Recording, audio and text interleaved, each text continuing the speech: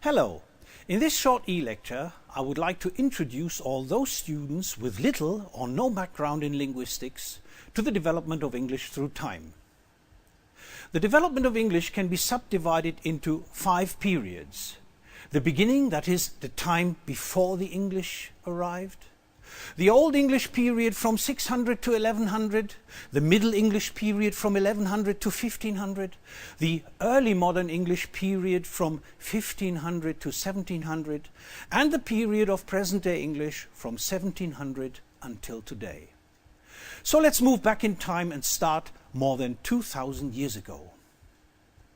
The first Indo-European speakers to arrive on the landmass, now called England, were probably the Celts. We do not know exactly the date of their arrival, but they were already on the British Isles several centuries before the birth of Christ.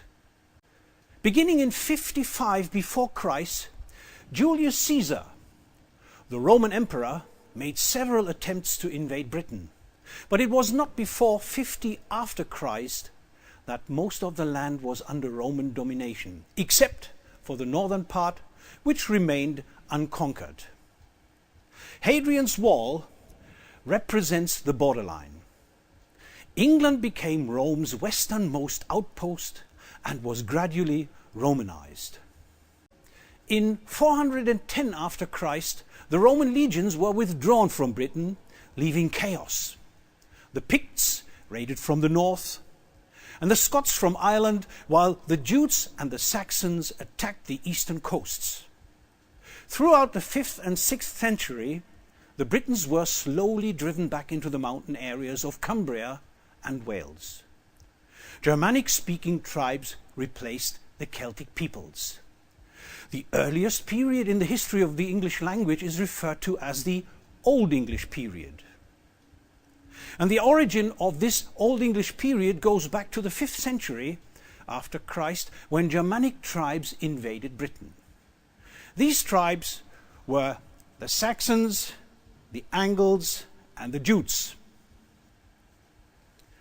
Linguistically, the Old English period is generally defined as from 600 to 1100 after Christ. Due to the strong Germanic and especially the strong Saxon influence, the Old English period is often also referred to as Anglo-Saxon English. Its geographical extension was approximately identical with today's area of England. Like its ancestor languages, Old English was synthetic, with numerous agglutinating tendencies. It inherited most phonological and morphological properties from Germanic and had a relatively free word order. Let's listen to an example. Se vloed uitgewaad, tha flottan stoden jerwe, vikinga fella, vies jerne, heet tha helleda, glea, heldan tha britje, wien wie herne. Se was haten wolfstaan, kavne mit his kunne. Dat was kerlan sunu, the thone forman man, mit his franken offschert. Ver baldli kost on tha britje stop. Ver stodon mit wolfstane wien unforchte, alvere en makkus, modie tweeën. Tha nolden ak tham forda flam je wirken, ak hi fast liedje with tha fund werden, tha huile the hi wapna welden mosten. The beginning of the Middle English period coincides with the Battle of Hastings, the key event in the Norman conquest of England, when William, Duke of Normandy, after the battle known as William the Conqueror, defeated the English under King Harold II in October 1066. The Norman conquest brought massive changes to England's political and social structures, and it had an enormous impact on the English language. After the Norman conquest, England's social and political structures underwent dramatic changes, such as an almost complete replacement of the English aristocracy by a Norman aristocracy. English largely lost its status and became the language of the lower classes, especially among the nobility. In literature, law, and in official documentation, it essentially disappeared as a written language. The year 1204 marks the turning point when King John, nicknamed John Lack-Land, lost his English possessions in France, leading to a gradual decline of French as an official language in England. By the 13th and 14th centuries, even the children of the English nobility no longer learned French as their native language. English had become the new medium of instruction. Although French remained the official language of England well into the 14th century, two events of that time sealed its fate. The first was the Black Death, when between 1348 and 1351, 1/3 of the people in England died. This led to enormous labour shortages and an increase of the prestige of English, which was the language of the working class. Another event was the 100 Years' War from 1337 to 1453, which led to a loss of all continental holdings, without which the English no longer had important reasons for learning and using French. The end of the Middle English period is marked by several historical incidents, where the first two had an enormous impact on the development of English.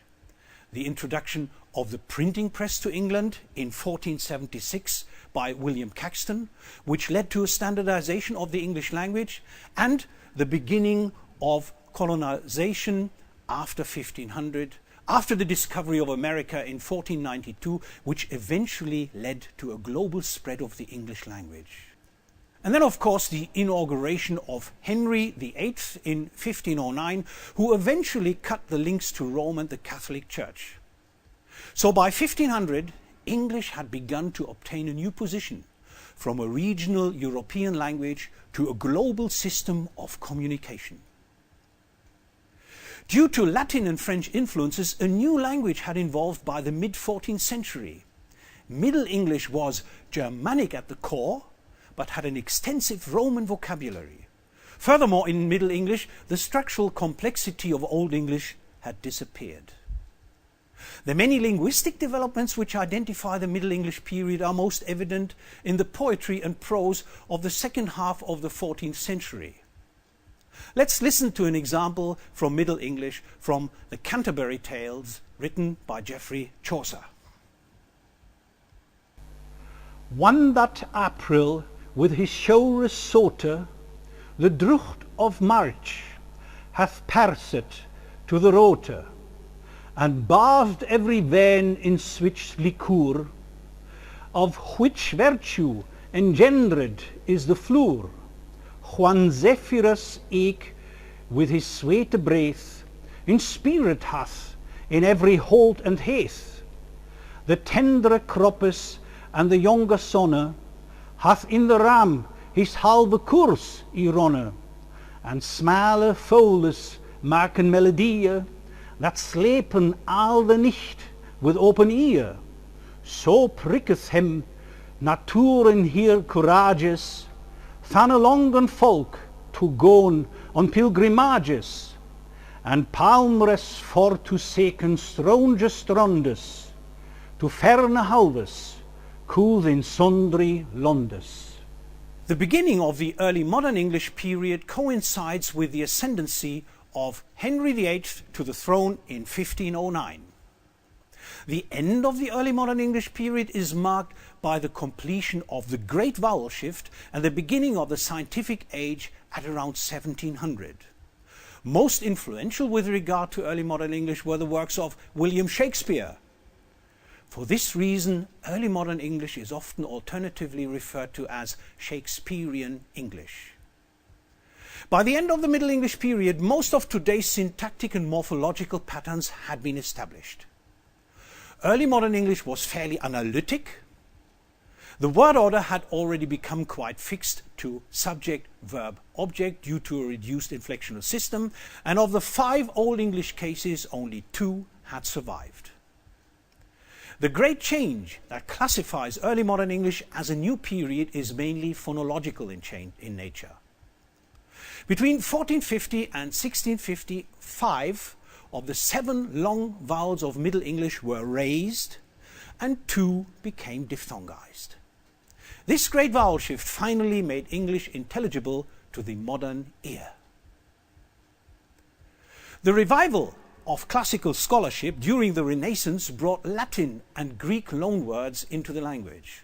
Scientific writers were often in need of new words and thus borrowed in abundance from these languages. Not all of these borrowings, though, survived. Anyway, let us illustrate early modern English using an example from Shakespeare's set of sonnets. Here is sonnet number 18. Shall I compare thee to a summer's day? Thou art more lovely and more temperate. Rough winds do shake the darling buds of May, and summer's lays hath all too short a date. Sometime too hot the eye of heaven shines, and often is his gold complexion dimmed, and every fair from fair sometime declines, by chance or nature's changing course untrimmed. But thy eternal summer shall not fade, nor lose possession of that fair thou owest, nor shall death brag thou wanderest in his shade, when in eternal lines to time thou growest. So long as man can breathe or eyes can see, so long lives this, and this gives life to thee. By about 1700, the English language differed only slightly from present-day English. The most important development was external. It concerned the position of the English language among the languages of the world. From a regional language, it developed to the most widely used language of our time. The first significant step in the progress of English towards its status as a global language did not take place before the end of the 16th century. By the end of the reign of Elizabeth I in 1603, literature had boomed through the works of Spenser, Marlowe and Shakespeare, and Francis Drake and Walter Raleigh had laid the foundation for expanding the English influences in the New World. Today, the spread of English around the world is often defined in terms of 3 concentric circles. The inner circle refers to traditional historical and sociolinguistic origins of English, where it is used as a first or native language. The outer circle includes countries colonized by Britain and the United States, where English is spoken as a second language and where it plays an important historical and governmental role in multilingual settings. The countries in the expanding circle did not institutionalize English as an official language, but recognized the importance of English as a foreign language. Well, insofar as there has ever been such a thing as a world language, English is one today. During less than 300 years, English developed from a regional language to a global language. Today, English constitutes the most widely used individual language with more than 300 million native speakers and more than 1.5 billion official users. Thanks for your attention.